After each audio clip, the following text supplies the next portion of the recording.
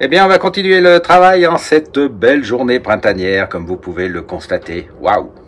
Et en plus, ça caille, il fait 3 degrés là dans l'atelier, donc c'est fini les petites chaleurs. On commençait à ouvrir les portes pour travailler. Là, on va être obligé de recommencer à travailler un petit peu avec le chauffage en ce début avril. Bon, en attendant, qu'est-ce qu'on va faire? Eh bien, on va remonter un moteur de 3008. Et puis, bon, comme à chaque fois, comme vous savez comment ça marche, hein, il y a des vidéos qui sont faites pour ça sur la chaîne de l'atelier de la vigne. Eh bien, je vais vous prendre uniquement aux grandes étapes et bien sûr, à la fin, si ce moteur veut bien démarrer. Alors, ce moteur, eh bien, je vais vous reprendre. Alors, c'est un peu serré aujourd'hui parce que j'ai pas trop sorti de véhicule à cause de la neige et du froid.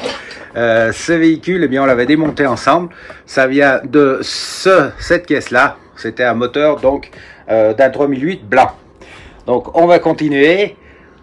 Là-bas, le cadre va continuer à se remonter, mais demain, pour l'instant, là, je veux remonter ce moteur pour faire une petite vidéo de présentation aussi du nouvel outil de l'atelier de la vigne que vous voyez là sur l'établi, qui est un écrou centreur d'embrayage, un outil centreur d'embrayage. Donc j'en profite pour faire cette petite vidéo pour pouvoir la mettre en ligne et vous annoncer la commercialisation de cet outil sur la boutique. En attendant, je vais remonter tout ce qui est vilebrequin, roulement, support moteur, etc. de cet engin, en sachant que eh bien, les pièces sont toutes refaites ici et que la visserie, hop là, elle est également refaite dans cette caisse-là. Donc normalement, ça devrait aller assez rapidement, mais bon, on ne sait jamais, avec les vieilleries, il faut faire attention. Allez, au boulot, et je vous reprends. Voilà, ça avance. Alors, vilebrequin remonté, on s'est assuré, vous le savez toujours à présent, hein, que il ne frotte pas contre le carter latéral, donc il est bien mis. On a mis le bec de canard, les supports moteurs, toutes ces petites, comment dire, ces accessoires pour que ça tienne bien sûr sur le cadre. On va en profiter pour huiler un petit peu là au WD-40 les deux glissières. Et puis on va attaquer le montage du bloc galet. On a mis donc l'embrayage donc avec l'outil centreur, hein, disponible à la boutique. On vérifie que le vilebrequin tourne librement, et c'est le cas, et que le galet tourne librement, et c'est également le cas. Voilà. Bon, et bien à présent on va mettre la flasque d'allumage, on va serrer les 3 boulons et on va refaire cette vérification comme d'habitude. Une d'allumage mise. On revérifie, ça marche, ça marche. Bon, eh bien on va passer au montage de l'allumage proprement dit. L'allumage est monté, réglé, et je peux vous assurer qu'il y a une bonne châtaigne. On va passer au montage du moteur. Comme vous le voyez, il avance ce moteur. Donc j'ai remonté tout le haut avec le carbu, la pipe, race bien sûr, la bougie pour pas que les cochonneries rentrent à l'intérieur. J'ai également changé, alors sans demander l'avis au propriétaire, mais bon, le levier de relevage parce que vous voyez il commençait à casser là. Donc ça n'allait pas durer très longtemps, donc je lui ai mis un levier chrome. Bon, j'espère que ça lui plaira.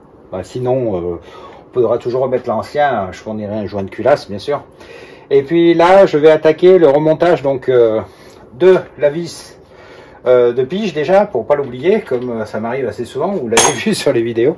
Et on va monter donc la pompe à essence, une pompe à essence neuve, les durites, et puis on terminera par le réservoir pour faire un premier test de ce petit moteur remonté à neuf. Les amis, ça y est, monté, on a mis l'essence. Faut que je bloque ceci. Ok, pas de souci. Et bien on va regarder tout simplement si ça coule là, vous savez, comme d'habitude, si la pompe refoule bien. Et pour ça, je vais aller chercher la perceuse démarreuse. Allez. Ouh là là, ça dégouline bien. Allez, on referme. Là, maintenant, on va regarder si ça coule au trou du gicleur. Ça coule. Et maintenant, bah oui, vous avez deviné, on va essayer de le démarrer. Go!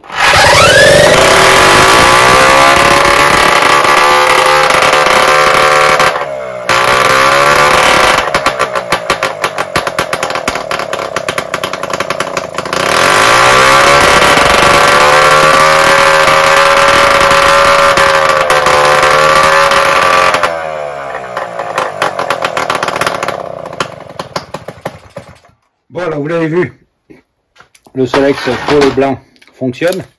Je vais donc l'installer sur le mulet, mais pas aujourd'hui, parce que il faut que je sorte le banc, tout ça. Donc c'est fin de journée. Je vais par contre démonter celui-ci. Donc c'est un autre moteur qu'il faut que je refasse.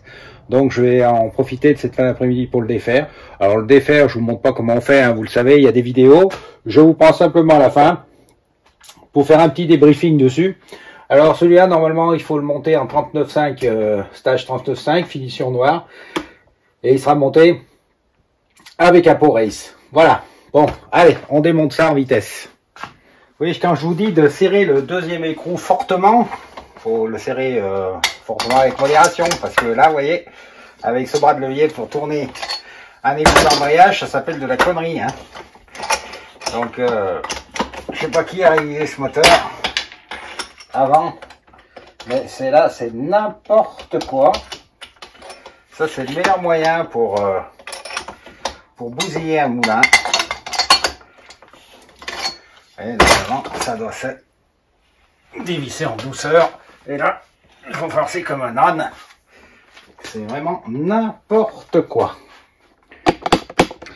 Comme promis, un petit débriefing. Bon, alors, il est tout démonté. Là, ici, vous avez la visserie. Là-bas, le carter moteur. Le carter moteur, ben, il est assez bien préservé. En chauffant, on arrive assez bien à garder, vous voyez, tout autour la collerette. Donc, c'est parfait. Et ben, on va nettoyer tout ça. Et puis, on le microbillera. Et puis, bien sûr, on le remontera. Et on le remontera aussi sur le cadre. Donc, il n'y a pas de souci. Vous serez présent à toutes les étapes. Bon, la première chose à faire, quand on a fini de démonter plein de choses, des moteurs, etc., c'est de ranger. Donc là, c'est quasiment tout rangé. Encore un petit peu là-bas sur le petit coin de l'établi. Mais au moins, on va pouvoir y voir un petit peu plus clair. J'ai quelques colis à déballer ici, plus un gros dehors. J'ai sorti les cyclos pour avoir un petit peu plus de place. Et puis, on va aussi, faut pas oublier, monter le moteur là-bas sur le mulet pour pouvoir l'essayer au banc d'essai. Le banc d'essai est déjà dehors. Donc, alors, un peu d'unboxing en ce début de matinée après le nettoyage. Ben voilà, déjà une série des casques qu'on va commercialiser cet été là sur la boutique de l'atelier, donc ils commencent à arriver. Ils sont même quasiment tous arrivés. N'hésitez pas à aller jeter un petit œil sur la boutique. Il y a plein de casques sympas. Alors il n'y en a pas beaucoup, mais on les a choisis avec mon épouse en fonction un peu de leur originalité. Pardon, j'ai un chat dans la gorge. Et puis de leur look. Voilà. Donc là, vous voyez un vert, plus bel effet, avec sa visière. Et puis en plus, à l'intérieur, il y a la visière par soleil, l'écran de soleil. Et puis là, un autre plus simple, avec une visière de soleil rouge. On peut rajouter bien sûr une petite visière là, ça existe. Et puis, vous voyez, il y a une vieille moto sur l'arrière. Je trouve qu'ils sont assez sympas. Ceux-là, c'est ceux qu'on va utiliser en fait, nous, pour les balades. Mais vous verrez, il y en a plein d'autres. Alors, je sais que c'est toujours difficile d'acheter un casque sur Internet. Mais je vous ai mis en face des dimensions des casques, la taille du crâne. Donc si vous mesurez votre tête, vous tombez à coup sûr sur la bonne dimension de casque. Et bien voilà, montez sur le mulet, pas de problème particulier. Donc on va faire un petit peu le plein parce qu'il n'y avait pas beaucoup d'essence là pour l'essayer. Et puis on va le monter sur le banc d'essai, on va l'installer. Et dès ce début d'après-midi, il fera un peu plus chaud dehors. Eh bien on le fera On le fera tourner comme d'habitude, une quarantaine de minutes à feu doux et une quarantaine de minutes un peu plus vite pour voir si tout fonctionne bien. Et puis bien sûr, vous serez avec nous. Entre deux, pour m'occuper, eh bien, j'en fais un pour la remise en route vite fait. Alors celui-là, on a fait un petit essai et je pense qu'il y a pas mal de cochonneries dans l'essence. Donc en fait, il tourne, il prend pas à son régime maximum. Donc je vais vidanger l'essence, nettoyer la pompe, revoir l'allumage une bonne fois pour toutes, et puis nettoyer tous les filtres ici, réservoir, et puis bien sûr circuit d'essence en général. Comme ça après on le réessaye, et je profite que le banc d'essai soit sorti, vous voyez là-bas, pour essayer donc le moteur blanc, pour le réessayer et voir si c'est bien, c'est mieux ou pas. J'ai fait tout ça. Alors qu'est-ce qu'il y avait? Un petit déréglage de l'allumage, donc recalé à son point d'origine. Nettoyage complet du réservoir, il y avait beaucoup de cochonneries à l'intérieur et donc de l'ensemble du circuit d'essence. Et là, ben, on va simplement voir si ça démarre facilement comme ça. On va remettre de l'essence bien sûr. Et puis après, on lui fera faire un petit tour sur le banc d'essai pour être sûr du coup. Et on recommencera un essai routier. C'est comme ça qu'on met au point les Solex à l'atelier de Davigne. C'est long, mais c'est bon. J'ai fait venir un peu d'essence. On va voir maintenant si ça démarre bien.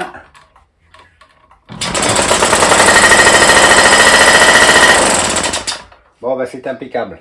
On va l'essayer sur le banc. Mais avant, on va faire tourner celui-ci. C'est parti pour 10 minutes au ralenti.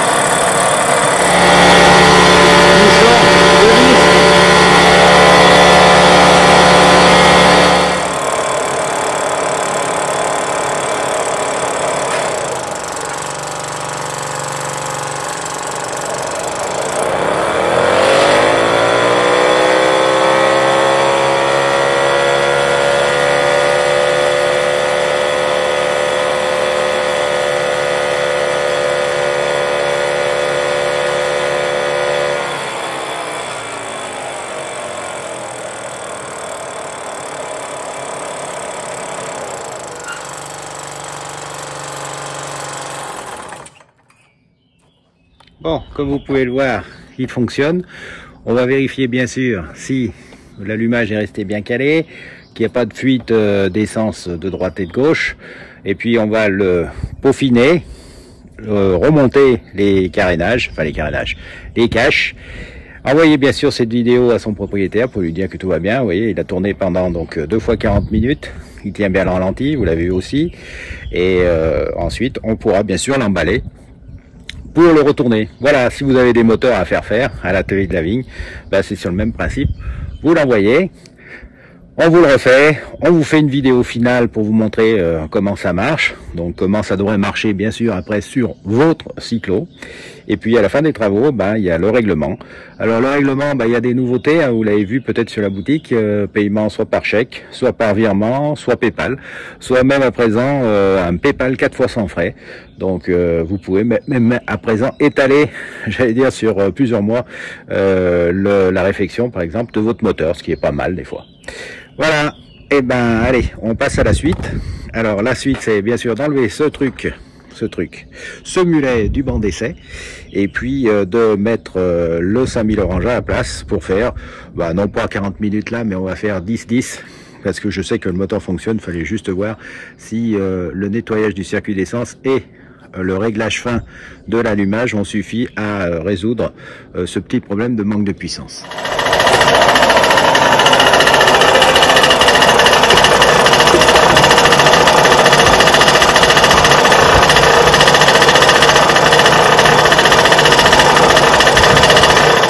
Deux fois 20 minutes, il tourne parfaitement.